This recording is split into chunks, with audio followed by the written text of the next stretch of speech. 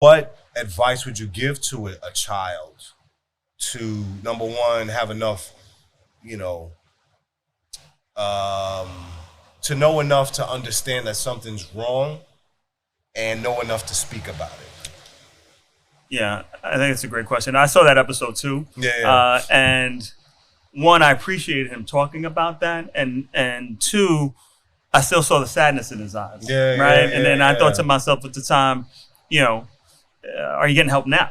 Right? Because there's still that trauma. When we talk about generational trauma, right? So if he's depressed, the more than likely, because we know there's a biological basis of depression, that one of his parents was probably depressed too, right? And so if he's depressed, maybe his primary caretaker, let's say it's his mom, is depressed. She's not even paying attention to what's going on. She's got 2 kids who, have muscular dystrophy, and she's trying to just keep her head above water, right? But it's being able to know and understand that if you're in school as well, you may have other resources, right? So if at home it feels overwhelming and no one is really able to key in on you, if there's a teacher that you have, if there's a nurse, usually, there's not a mental health person in schools, unfortunately, but if there's a nurse, if there's, the principal, someone to just say, I don't feel good, right? And you may not even have the language around it, right? And so oftentimes with younger kids, we do play therapy where they can try to express themselves through blocks or other types of things.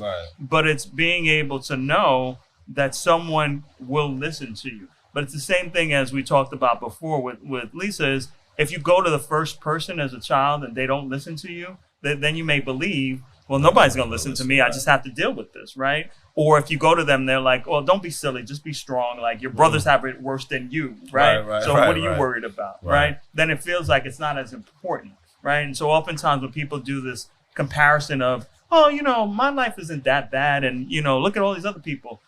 And while that's true, when you put it in perspective, if you still have pain, that still means you should go and seek support, right? Just because someone else has it worse doesn't mean that there's not value in you being able to seek support and talk to someone and believe that someone will eventually listen to you. And that's a hard thing, again, to have a child understand developmentally, because they may not get it at that point. Right. I mean, I think the stats are that 2.3% of kids of color go to seek therapy, where 5.7% of white kids seek therapy. So it's half. We see them in therapy half the time we see white kids in therapy. But I think that, oftentimes these things are often dismissed in our communities too. Things like, we hear things growing up you want something to cry about? I'll give you something to cry about. So this idea of I got bigger problems than you can even imagine. So your crying is nothing compared. And so I think it's sort of that intergenerational trauma experience. I got through this and I didn't need therapy, but it's they're not really getting through it all that well. And so you really want to, be able to trust that if you're having an experience that you can share with it, and keep sharing it until somebody hears you. So keep saying the words. It's actually even just good to just say the words. Even if nobody hears you, it's therapeutic to tell your story. And so to tell it until somebody picks up that something is going on.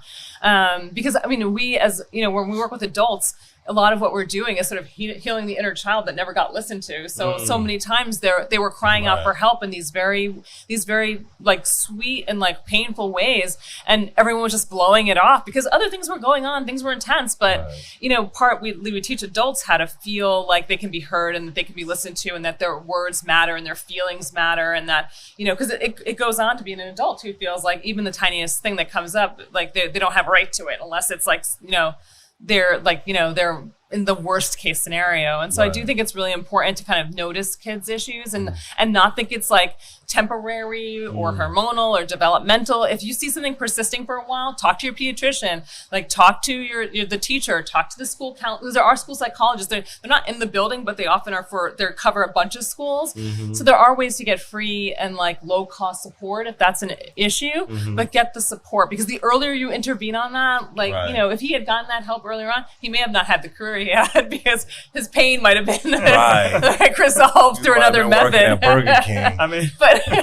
but he might have had another life that would have been just as successful. And so you can really kind of resolve some of the pain that you don't have to go deal with it when you're 30, because you dealt with it when you were 10.